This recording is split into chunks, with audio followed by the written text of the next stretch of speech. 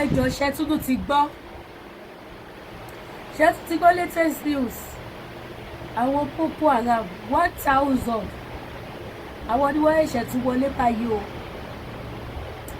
àwọn ni wọ́n ṣẹ̀ṣẹ̀ fi ọkọ̀ òfurufú tí wọ́n ṣẹ̀ṣẹ̀ fi kó wọlé sí ìlú Àbújá wọ́n kó wọn wọlé sí ìlú Àbújá Donald Trump ti gbọ́ ó ti close the American embassy tó wà l'Àbújá àwọn ìjọba wá dẹ̀ dá àwọn èèyàn síta kì í ṣe pé wọ́n sọ o mo fi ojú ara mi kò rórí báyìí ọ̀gá ọlọ́pàá ní Nàìjíríà ó dẹ̀ bọ́ sórí agbágbé ó ní kò sí kankan tó ń ṣẹlẹ̀ ẹjọ́ ibo là ń lọ ní Nàìjíríà kí ló ṣẹlẹ̀ pẹ̀lú wa nínú Nàìjíríà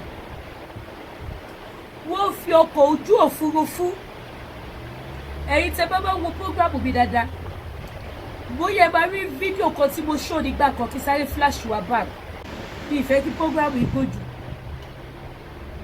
tí wọ́n wá fi helicopter black colour tó wá fi drop àwọn Boko Haram sínú igbó ẹ̀yin tẹ́ bá rántí fídíò yẹn bá mi kọ sí comment section wọ́n wá drop wọn sí inú igbó tí wọ́n pọ̀ gan òyìnbó wà bẹ́ẹ̀ tó wá drop wọn àwọn bí ni wọ́n wọ aṣọ Nigeria military wọ́n pọ̀ gan ẹ bá gbàgbé ẹ flashback irú that same colour of copter náà ni wọ́n tún fi kó wọn wọlé sí ìlú Àbújá but this time around aeroplane ni wọ́n lò aeroplane tí nọ́mbà ẹ̀ jẹ́ C-130 òun ni wọ́n lò this time around ẹ̀yẹ èèyàn àwọn Nigeria military dẹ̀ bọ́ta wọ́n ní kò sí kankan tó ṣẹlẹ̀ ẹ bá mi bí àwọn Nigeria military wọ́n léèrè pé kí ló dé tí wọ́n close US embassy l'Abuja kí ló ṣẹlẹ̀ tí Donald Trump fi ohùn ránṣẹ́ wípé gbogbo ọmọ orílẹ̀-èdè Amẹ́ríkà tó wà l'Abuja Kwara Taraba àti bẹ́ẹ̀ bẹ́ẹ̀ lọ wọ́n ṣàlìsì orúkọ àwọn stéètì yẹn wọ́n ní kó máa padà bọ̀ wá sílé tó bá dẹ̀bọ̀ pàwọ̀ tí ṣètò àti wálé kọ́ kúrò ní gbogbo àgbègbè tí wọ́n dárúkọ yẹn ní èyí tó jẹ́ wípé a lè sọ wípé ìjọba orílẹ̀-èdè Amẹ́ríkà ti gbá research wọ́n ti mọ ibi táwọn pípì ìbá ti bẹ̀rẹ̀ iṣẹ́ òun ni wọ́n ṣe dárúkọ àwọn bíbẹ̀ yẹn wípé kí àwọn ọmọ àwọn tó wà bẹ́ẹ̀ if truly you are American citizen kúrò ní gbogbo àwọn àgbègbè ọ̀gá ọlọ́pàá kan dẹ̀ bọ́ síta wọ́n ní kò sí kan tó jọ bẹ́ẹ̀ lọ́wọ́lọ́wọ́ bí mo ṣe bá yín sọ̀rọ̀ ìbá pílé ẹ máa gbọ́ o èrò pọ̀ tó ti gbé wípé nǹkan tó ṣẹlẹ̀ ní to be sincere with you èmi fi ojú ara mi rí fídíò kan tí ọmọ kan ṣe tí ó fi post tó dẹ̀ caption ó caption ibi tí wọ́n padà fi mọ́tò tó wọ́n gbà nílùú Àbújá ẹ bá bìrì mo ní code mo ní cough pẹ̀lú voice mi mo rọ́jú sọ̀rọ̀ mi wọ́n dẹ̀ ń dínà wípé kò sí kankan tó ṣẹlẹ̀ Nàìjíríà ibo là ń lọ lórílẹ̀‐èdè Nàìjíríà ṣé bá ṣe máa lajú wa sílẹ̀ rí dàláì kò sí kankan dàláì kò sí kankan tó bá fi wọlé tó bá fi bàbá ṣe wá lọ́ṣẹ̀ èyí tó yẹ káwọn amòfin kí wọ́n bọ́ síta kí wọ́n sọ fún gbogbo olùpẹ̀ wá ẹjẹ́ bá sùn o ó ti ṣẹlẹ̀ àwọn pípì tí wọlé bá wa lálejò ó ní kálukú lọ túnra mú ṣe lọ bọ́ síta lọ sọ fáwọn èèyàn pé kò sí kankan o wọ́n ní kò sí kankan bẹ́ẹ̀ wá dẹ̀ ti ṣẹlẹ̀ ẹnu Nàìjíríà ẹjẹ́ àjọ gbọ́ ẹnu mi kọ́ lẹ́ bá ti gbọ́ alẹ́ jù lọ́dọ̀ ti tóbi because wọ́n farabalẹ̀ bóbí ìjọba Nàìjíríà sí gẹ́gẹ́ bí tí ọ̀gá ọlọ́pàá tí mo wo interview yẹn tó sọ ó lóun bẹ̀ wá ká bá gbé kọ̀ọ̀kan bọ́ lórí social media ó ní tó jẹ́ kóun máa bẹ̀bẹ̀ báyìí ni wípé owó ò tí mú anybody ó ní tóun bá ti bẹ̀rẹ̀ sí ní arrest àwọn media houses àwọn media speaker àwọn kìnnìkan lórí social media òun ò ní bẹ̀bẹ̀ mọ́ kí lẹ fẹ́ arrest wọn fún nítorí wọ́n sọ òtítọ́ tí àwọn èèyàn fi mọ̀ wípé inú ewu ní Nàìjíríà wà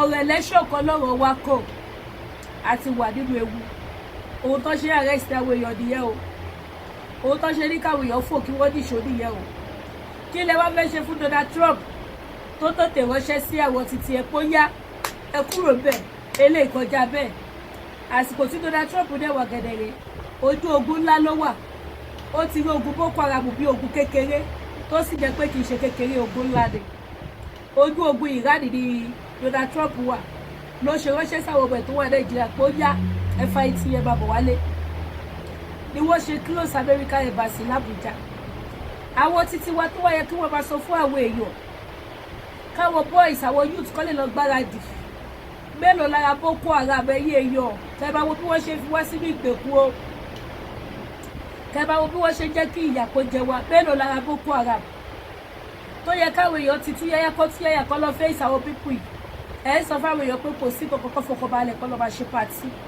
bẹ́ẹ̀ wà dẹ̀ ti ń ṣẹlẹ̀ lọ́wọ́lọ́wọ́ báyìí ẹ jẹ́ àjọgbọ́n ẹ bá ṣe é gbọ́ ẹjọ́ mo fẹ́ lẹ́dùnmáà rẹ̀ bẹ̀yìn ẹ bá mi máa fọwọ́ gbowó ayé ẹ bá mi máa ṣí ẹ̀ ètò àtúrí lélẹ́yìí o kẹ́lẹ́dùnmáà rẹ̀ kó ṣàánú wa o ká má fọjọ́ lọ́jọ́ lọ o ogun Nàìjíríà tó fẹ́ jà ìjì tó fẹ́ jà Nàìjíríà ní 2026 bọ́ 2027 kó má jà wá láṣẹ Èdùmàrè ẹ bá dẹ̀ gbàgbé láti bá mi like ṣe comment opinion ti yẹ kó sí comment section tó bá yẹ pé kádákẹ́ ká bá sọ̀rọ̀ mọ́tò tán kọ́ lè ráyè wọlé sí wa lára kọ́ lè ráyè pa ọ̀tá wa nípa ìyà ẹ bá wa kọ́ síbẹ̀ ojú òní tí ẹ ṣe no ilé ẹ̀kọ́ ni mo fẹ́ play fún wa ẹ jẹ́ bá mi gbọ́ wọlé ẹ bá mi gbọ́ wọlé ẹ bá bí inú mo ní kóòdù ni wẹ́dà yẹn kò bá mi ṣe é ó lọ́ọ̀fù mi gbèbí lọ́dẹ lọ́ọ̀fù rẹ̀ àjọ lọ́ọ̀fù ara wa ni ó sì sọ ju Nàìjíríà lọ ó yá òun lẹ́wọ̀ yìí ìjọ fún bọ́ọ̀lù padà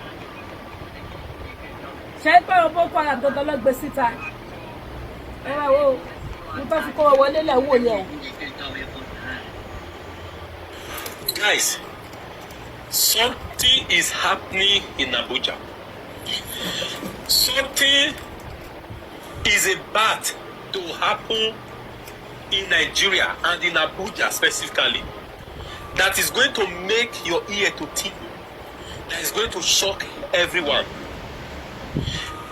Nigerians, did you know just yesterday, military cargo plane C-130 took over 1,000 little boys to Abuja?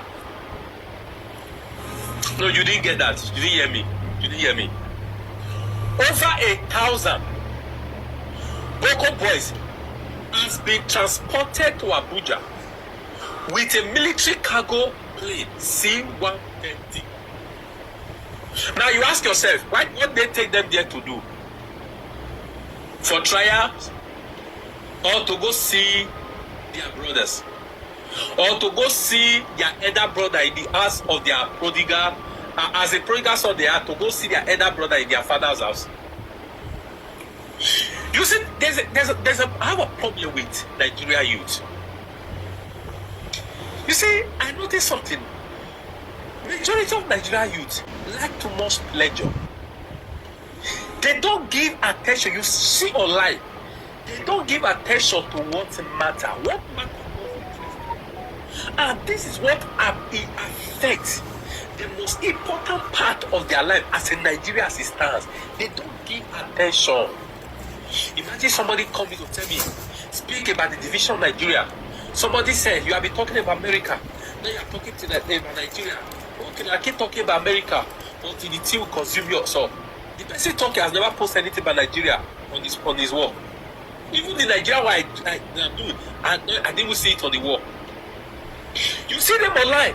They are discussing about celebrities who don't know them, who are not feeding them. Now, when America released a notice 2 days ago that essential, their citizens in Abuja who have an essential worker, they should start leaving. They now further went yesterday to stop all this application. It's not that maybe they are just shutting it down. There's only to be responded to online. Some people, they use their common sense to think. Some people, they reason with their common sense that something is going on. Just before I proceed, I read something. I posted a video here yesterday, 2 days ago, that after Iran, according to what I brought to you from the former mayor of Texas, Mike Arnold. That kind of made me understand that after Iran, Trump is going to face Nigeria. Many of you saw that video. Okay. Mike Arnold further went to say he analyzed a lot of things. How Donald Trump brought Nigeria to the center, to the global matter. Now, what Mike Arnold wrote that was in that video, please, just go back. When I said, I titled the after Iran, Nigeria is the next. How Trump, has called for Tinubu. I posted it 2 days ago. So, what I'm going to read to you now is in that video. There's something Mike Arnold wrote that I read in that video, but many of you didn't pay attention to it. Well, you pay I'm going to read attention. it for you now.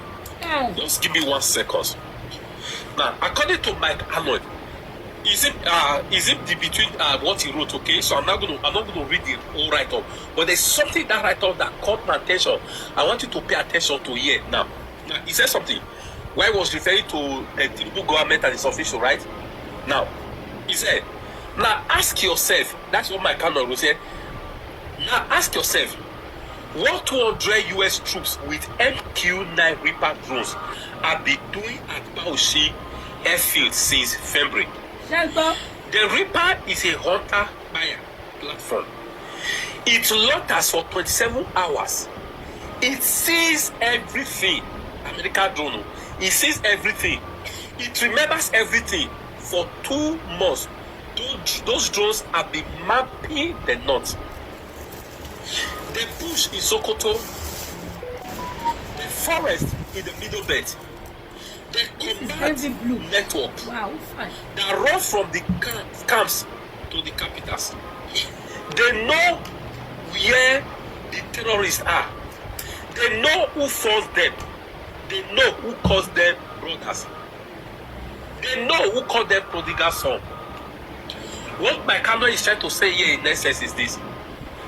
He said that the 200 soldiers that are being in their airfield, okay, probably their base in Bauchi. He said that you ask yourself, what are they be doing there, the soldiers? What are they be doing there? Because Nigeria said they don't want them to fight, right? So they are there. He said, ask yourself, what have they been doing there? He said the MQ drone they gave to them. He said this drone, it loiters for 27 hours. He said. He said that drone sees everything, remembers everything. So they have been using that drone to map Nigeria, but especially the north, gather information. He said so through this, especially America know who these terrorists are. America know where they are located. America know who sponsors them. America know those who call them prodigal son. America know their patrons. So now America now issue that from yesterday, the 9th of April, that there's not going to be any visa application, this and that. Many of you didn't pay attention to it. You didn't pay attention. There are workers to leave Abuja. You didn't pay attention. It doesn't matter to you. What matters is a celebrity that fight. Do you know how many videos I made? Before I post, I said, no, wait, let me post this one. It's more important first. How many things to do, but there are national issues that need urgent attention. Why did Tinubu government, New Ribado, Tinubu National Security Advisor, I'm asking them, Bello Matawale, Minister for State Defense, what is General Christopher Musa? Why did you guys take over 1,000 Boko boys to Abuja with this thing, military place C-130? Why? To go and do what? Nigerians, I believe now. They have gone to their fathers' house, as the prodigal son they are, to see their elder brothers, to do proper mapping. Somebody will come as a Agbaya. You call yourself a Yoruba person. If you say you mean well for Nigeria, you are not asking yourself, why is Tinubu using people with unquestionable character who are linked with insecurity with these guys? Why is that they are the way he appointed Yusuf Musa? He appointed in sensitive matter, in sensitive positions. Beto Matawale, patron Boko. No Ribadu, patron Boko. The Kwara terrorists, indicted recently. You guys are not asking. Something is about to happen. Something is about to happen that will shock you to you. Something is about to happen. Number 2 question. Why haven't you noticed it? That your government values terrorists. They value these Boko boys, not as like ordinary Nigerian citizens. Yes, now, if you attack them on social media, they call you terrorist. Since 2023, I've been on the blacklist of Pablo Escobar. My intent was directly from Abuja. I got this in 2023. Some content creators that they are getting their own. So I am now worse than the one carrying, apps to terminate people. Go to IDP camps, buy people. You are not noticing that the government value these people more than the ordinary Nigerian. You that criticize you are the terrorist. The terrorists that use God to buy people, to terminate people, they are the prodigal sons. They are their son, but the prodigal ones. But the one that is fit for jail to be terminated is you and I who criticize their government. It's you and I who call out their evil. Nigerians, when will you stop your pleasure and pay attention to what matter? Are you aware that the whole politicians in Nigeria put together plus minus, they are between 11, they are no more than 12,000. They are no more than 12,000. All the politicians are appointing all of them. They are no more than 12,000. And Nigeria, we are approaching 250 million people. Are you guys aware? And we allow these people to misrule, misuse, mesmerize our life and destiny. You can't talk. Even if they call out for protest today, you value your pleasure more than anything. And some of you don't have the mindset of the same person that say, "My sick million." Now I just got that road níbẹ̀. I just say fi àfikún. Nígbà tó bá pe protest, ìṣẹ́ni tó bá bọ́ síta. Tó bá lóyá kó ṣe lè Nàìjíríà kò sẹ́ni tó bá dá o.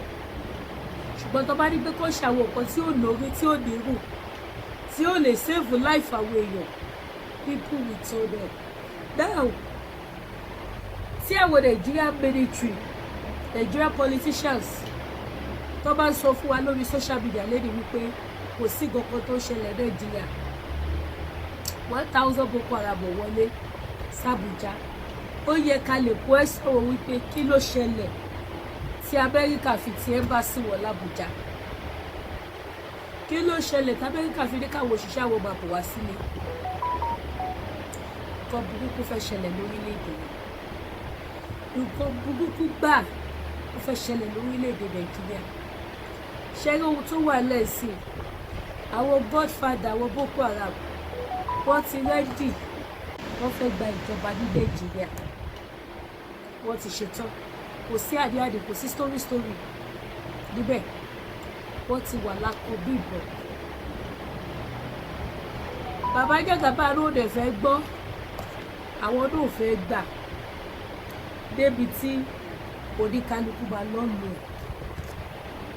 Ṣùgbọ́n mo ń fi àsìkò yìí sọ fún àwọn ọmọ Yorùbá pé ẹ má jẹ́ ká túra sílẹ̀. Ó ń bọ̀ wá ṣẹlẹ̀ Nàìjíríà, ó ń bọ̀ wá ṣẹlẹ̀, so many things ló ń ṣẹlẹ̀.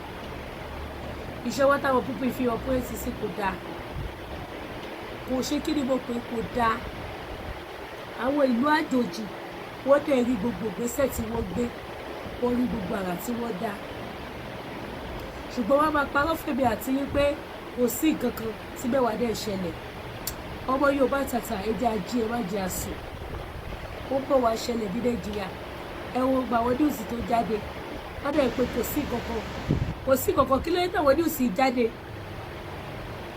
Kí ló dé tọ́dà ń wá káàkiri from nowhere? Ẹ dẹ̀ ní kò sí nǹkan kan. Ṣé bọ́ ṣe máa silent everyone títí sí inú ìgbèkùn? Ṣe rí fídíò tí mo play fún yìí, ó mọ̀ gbé wá ni, and the reason why tí mo ṣe gbé wá ni pé àwọn tí wọ́n tún jẹ́ speaker tó ń support English and Yorùbá àtàwọn tó yẹ pé English nìkan làwọn máa fi ṣe kí ni ẹ máa fi ṣe analysis wọn, a lot of them ti gbé, ó ti ń lọ, ó ti jí àwọn èèyàn sílẹ̀, ó ti jẹ́ kí ìyàwó èèyàn ṣí. Àwọn Nàìjíríà dẹ̀ fẹ́ ṣe kí ni wọ́n fẹ́ paná ẹ̀.